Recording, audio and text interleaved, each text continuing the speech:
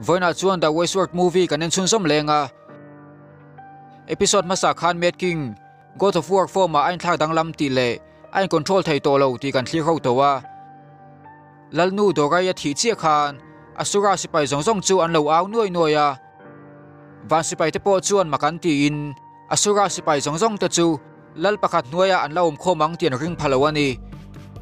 chuti lai chuan asura lalnu le rulai chuan met king a chuan thil diklowa tian lo kha thaya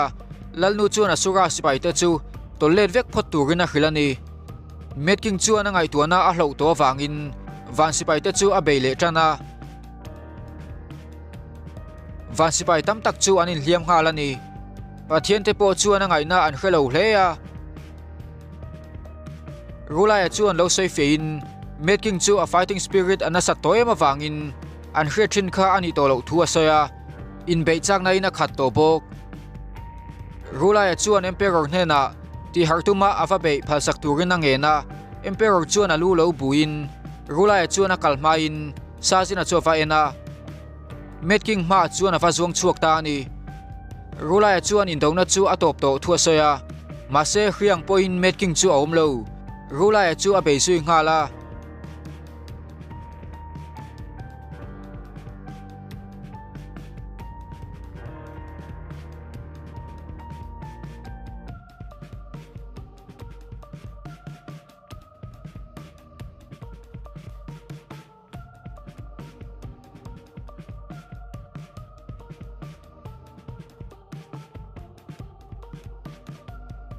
rulai chuan a magic mangin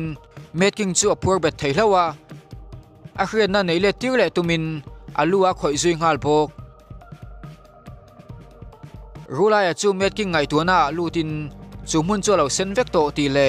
a chevek trep to ti kha thaya met king chu song kualani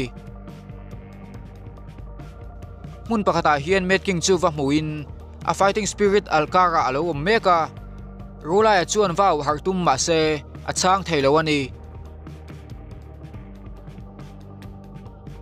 met king chuan rulai chu apai leta a har theilo hlenang tia hlau hle ni met king chu thinrim zualin a phurna chu aron tal chata pathian te chu ava bei le ngal bok ma se sajina khana lo danga met king chuan va bei sela tuma wangin rulai po chuan thlantur danga nei to lowa met king chu ati har theilo chuan an be angai ti na ni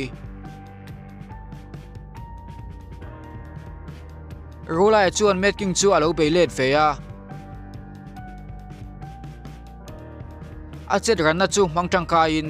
met king chu a khoi fu thei phani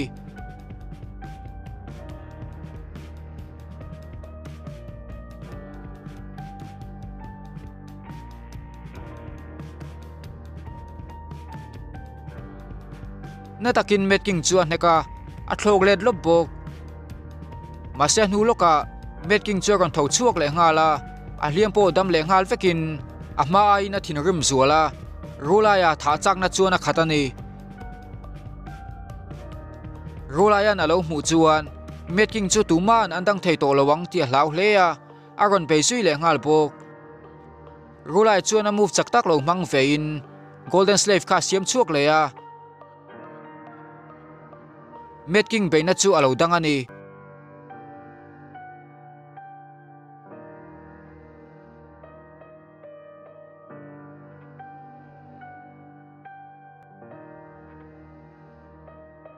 mase met king power chu chak zokin golden slave chu asa dar ngal vek bok a force chuan rulai chu apai leta athisen aron chuak to bok emperor chuan met king chu aron har chu thailo chuan tuman andan thailo a hlau thu soya met king chuan rulai chu a be chun som zel bok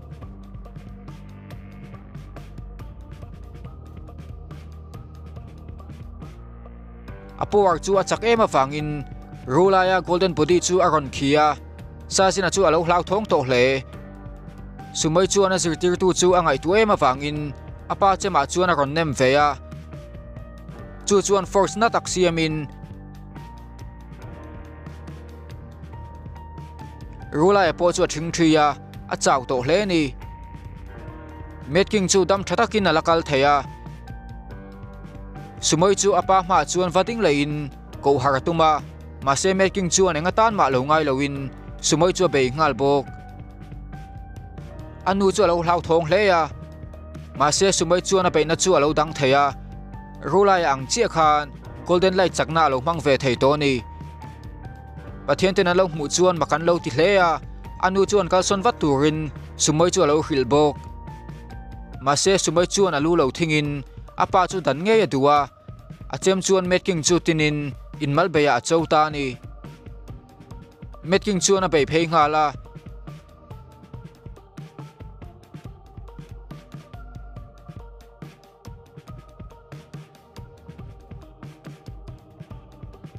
sumoi chuan a thei topin lo bum ma se a in veng seng big lo ani ma se beidon mai mai atum big lowa amita tang chuan energy ron chuakin a zuang kanga making chu anung lama tangin a thei topin a chel beta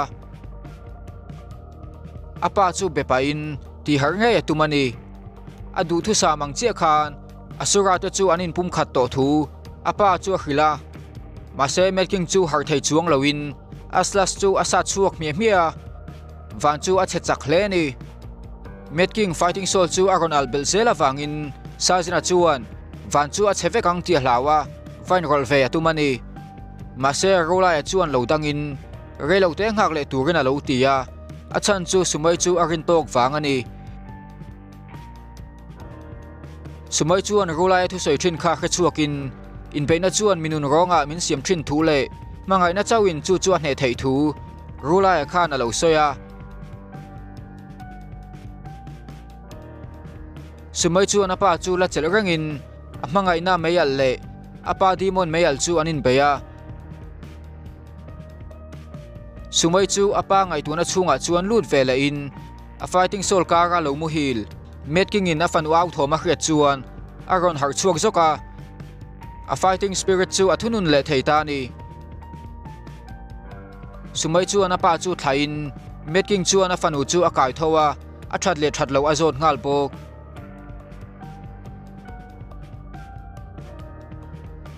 sumai chuan a that thuwa lo changin a ding chuaka making po chu ding chuak vein van chen kwal vela a muduna lo rei to ni ma se a be se angin thil special engma lo thua soya a chem chu da thain aram sa chunga a han chuanga tuna tang chuan a sura te le pathian te in do na chu a top to thua se ni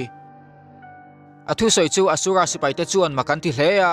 pathian te an be to lo chuan tu te nge an be ta kang an khathiam lo hle ni making chuan dana siam to thua soya adan siam pom lo tu chuan an ron chau thei thua soi ngal bok asipai te po chuan an lo thlopa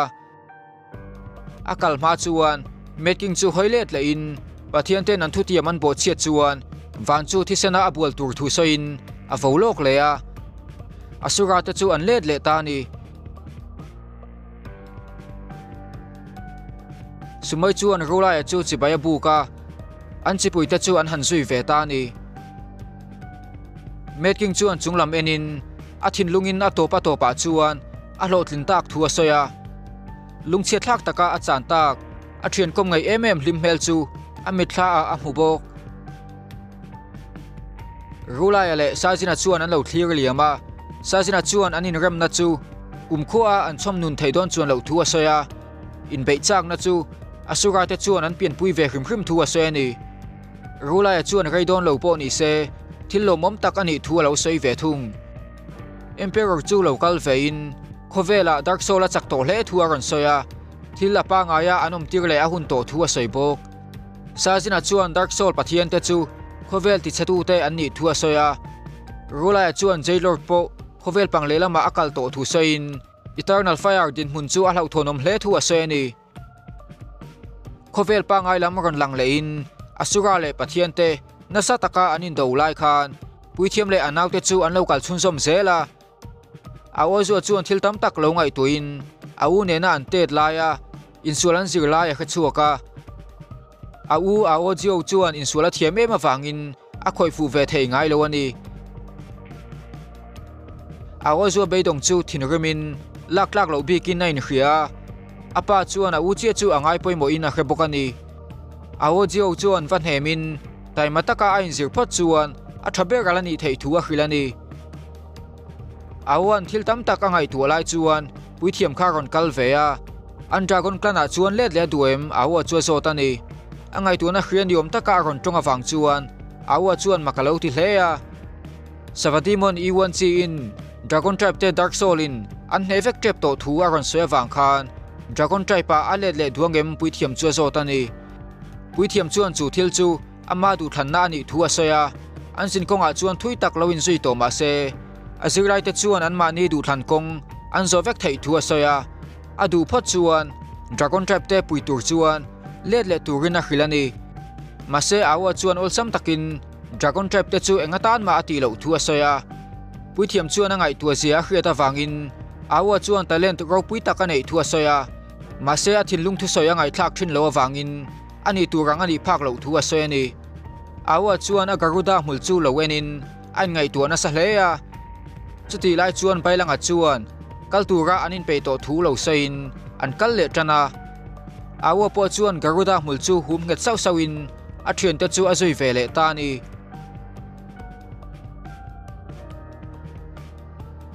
zana lo thlen chuan temple hui pakhat hi an vathlenga u konga le a thian te chu an kal to wangin chu mun chuan lo khresa towa mase bailanga le zewi chuan chu mun chu hlawom mel an ti hle ni temple chu alo bal toem awangin enkol tu anom to lo ti puithiam chuan a kha thei maya u konga chuan vain kual velin ankal tumna lever chu awang mu chuak thei ta ni khor thuk taka an lut don ti zewin a hret chuan a hlau thong hleya mase chu shortcut om chun ani thung u konga i hole bajia chu an zuang lut masa a zewi chuan hlau thong takin a zui ve ta ni hun hring nuam taka hian an zuk chuaka zewi po chu ron tol thavein bajia chuan lo pomatuma mase i huwa khana lo don khal man thung an vai chuan an ron thleng thla theya an be sei lo tak main chu mun chu alo mo ema wangin zewi le bailanga chuan makan lo ti hle ni chuti lai chuan engemo ina ron pan thoman hria an lo in ring hal bok mase sunflower spirit velta kan lo nia an moi hlom em mani puithiam le anau te chu an kal chun som le a chu muna spirit om te chu spirit velta kan ni thu puithiam chuan a soy ni chu thu bailanga na hriat chuan sunflower pakhat chu va khwe tuma mase sunflower chuan a kut chu lo se sakin ataksa tang chuan dark soul awra ron chuaka adang ho po chu an lan dan ron dang lam hal vekin dark soul thun huaya an lo om vek to ni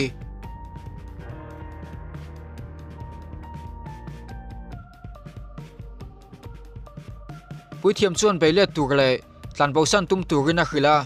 anin beita ni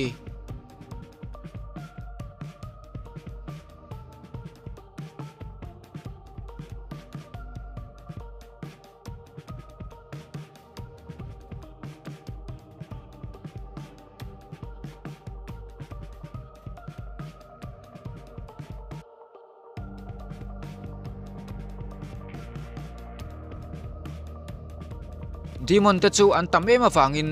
an that zo mai thei lowa zewi le bailanga chu manin thlobo pui an tumbok